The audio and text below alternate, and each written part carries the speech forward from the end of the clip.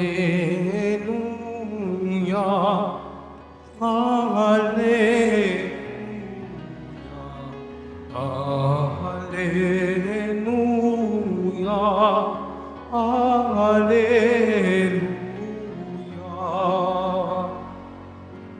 Lagi tayong magtahanod sapagkat di natin talos ang pagbabalik ni Jesus. Hallelujah, Hallelujah, Hallelujah, Hallelujah.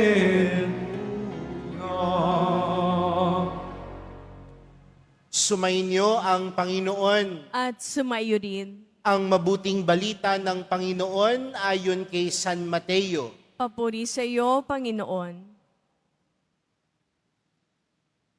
Noong panahong iyon, sinabi ni Jesus sa kanyang mga alagad, "Kaya magbantay kayo, sapagkat hindi ninyo alam kung anong araw paririto ang inyong Panginoon. Tandaan ninyo ito, kung alam lamang ng puno ng sambahayan, kung anong oras ng gabi darating ang magnanakaw, siya'y magbabantay at hindi niya pababayaang pasukin ang kanyang bahay. Kaya maging handa kayong lagi, sapagkat darating ang anak ng tao sa oras na di ninyo inaasahan. Ang tapat at matalinong alipin ang siyang pinapamahala ng kanyang Panginoon sa ibang mga alipin, upang bigyan sila ng kanilang pagkain sa karampatang panahon. Mapalad ang aliping iyon kapag dinatnan siyang gumagawa ng gayon sa pagbalik ng kanyang Panginoon. Sinasabi ko sa inyo, pamamahalain siya ng kanyang Panginoon sa lahat ng kanyang ari-arian.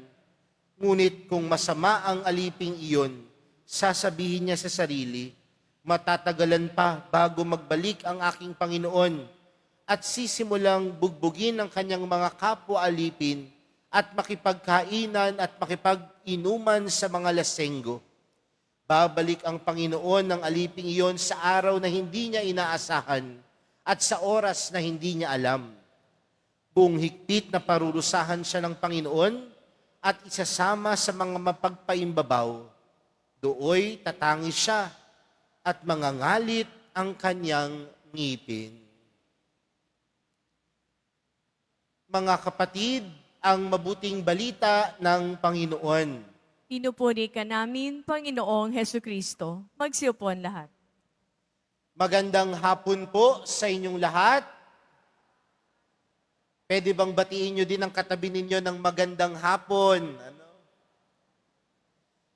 Mga kapatid, sa araw na ito, ipinagdiriwang po natin ang paggunita kay Santa Monica. Siya po ay isang ina na naging simbolo ng walang patid na pananampalataya at pagtitiis. Bukas po, ipagdiriwang po natin ang kapistahan ni San Agustin at si Santa Monica po ang kanyang ina. Pero paano po natin maiuugnay, mga kapatid, ang buhay ni Santa Monica sa ating ibanghelyong napakinggan sa araw na ito? Sa atin pong ibanghelyo, ipinaalala sa atin ng Panginoon ang kahalagahan ng pagiging handa, tapat, at mabilis na tumugon sa kanyang tawag. Ngunit, madalas sa ating buhay, mga kapatid, nalalagay tayo sa mga pagsubok kung saan parang napakatagal sumagot ng Diyos. Di ba po, minsan, nananampalataya ka naman, naniniwala ka naman, nagtitiwala ka naman sa Diyos. Pero may mga pagkakataon sa buhay natin na ang tanong natin, didinggin kaya ng Panginoon ang aking panalangin? Sasagutin kaya ng Diyos ang aking kahilingan? Naririnig kaya ako ng mahal na pong Jesus Nazareno? At dito po, mga kapatid, makikita natin na buhay ang halimbawa ni Santa Monica. 3 aral po, mga kapatid, na nakaugnay sa buhay ni Santa Monica. Una, ang kapangyarihan at luha ng panalangin. Alam niyo po, sa loob ng maraming taon, nananalangin si Santa Monica para sa pagbabalik loob ng kanyang asawang si Patricius at ng kanyang anak na si Agustin. Si Agustin po o si San Agustin ay nabuhay sa bisyo at maling pangaral. Pero ano ang ginawa ni Santa Monica? Hindi siya sumuko. Ang kanyang bawat luha ay naging panalangin sa harapan ng Diyos. At ito po'y magandang pagpapaalala sa atin na walang panalangin nasasayang sa Diyos. Uulitin ko po, walang panalangin na nasasayang sa Diyos. Alam niyo po, sa loob ng maraming taon, ipinagdasal po ni Santa Monica ang kanyang anak ni San Agustin. Mabisyo ang buhay ni San Agustin. Sugarol, nambababae. Pero bakit nagkaroon ng pagbabagong buhay si San Agustin? Hindi lang dahil sa kanyang sariling sikap, dahil hindi rin nawalan ng pagtitiwala ang kanyang ina na si Santa Monica na sa tulong ng Diyos, ang kanyang anak ay magbabago. Kaya po siguro mga kapatid, yung mga nanay po na nandito, alam ko po may kanya-kanya kayong pinagdaraanan pagdating sa inyong mga anak. Hindi naman po perpekto ang inyong mga anak, tama po ba? Pero alam natin na yung kanilang buhay ay pwedeng maging kaaya-aya sa harapan ng Diyos. Bakit? Dahil merong nanay na nananalangin. At uulitin ko po mga kapatid, walang panalangin nasasayang sa Diyos. Pangalawang bagay mga kapatid, pagtitiwala sa oras ng Diyos. Hindi agad nabago si Agustin.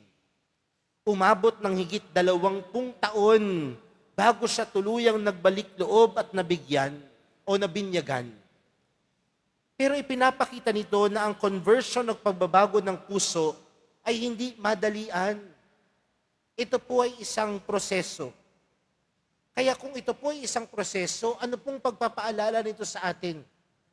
Huwag tayong mawawalan ng pag-asa sa ating mga kapamilya o kaibigan na malayo sa Diyos.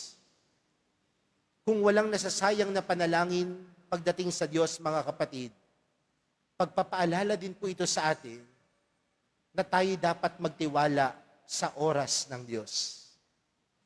Darating at darating ang panahon na yung mga inilalapit natin sa Diyos, Kanyang tutugunin. Ngunit may mga pagkakataon na akala natin hindi ito tinutugon. Pero anong panawagan sa atin? Magtiwala ka lang. Dahil ang pagtitiwala na yan ay pagpapaalala sa iyo ng oras ng Panginoon ang pinakamagandang pagkakataon at oras sa iyong buhay. Panghuli, ang tungkulin ng pamilya sa pagpababanal. Alam niyo po, sa panahon po natin ngayon, ang dami pong nangyayari. Pero siguro magandang tingnan, paano po ba lumaki sa isang tunay at maayos na pamilya? Ibig sabihin, ang bawat isa po sa atin ay namulat sa isang pamilya. Sana. Pero dapat din po, kung tayo ay namulat sa pamilya, ang sentro po ng pamilya ay ang Diyos. At kung ang Diyos ang sentro ng isang pamilya, nangangahulugan din na sa pamilyang iyon, ang namumutawi ay hindi galit. Ang namumutawi ay hindi inggit. Ang namumutawi ay hindi sama ng loob, kundi ang namumutawi ay pag-ibig. At kung merong pag-ibig sa isang pamilya, ang bawat membro ng pamilyang ito ay hindi dapat namumuhay sa galit, kundi namumuhay sa pag-ibig At ang pag-ibig ay hindi lamang pakiramdam, ngunit ang pag-ibig ay dapat isinasagawa.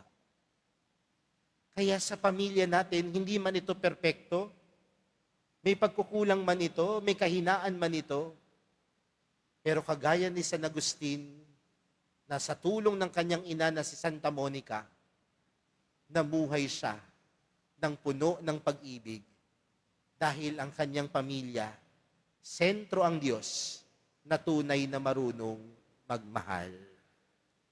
Nawa mga kapatid, sa pagdiriwang natin sa araw na ito, patatagin ng Diyos ang ating mga puso, higit sa lahat ang puso ng bawat mga magulang, lalo na po ang mga inang patuloy na lumuluha at nananalangin para sa kanilang mga anak.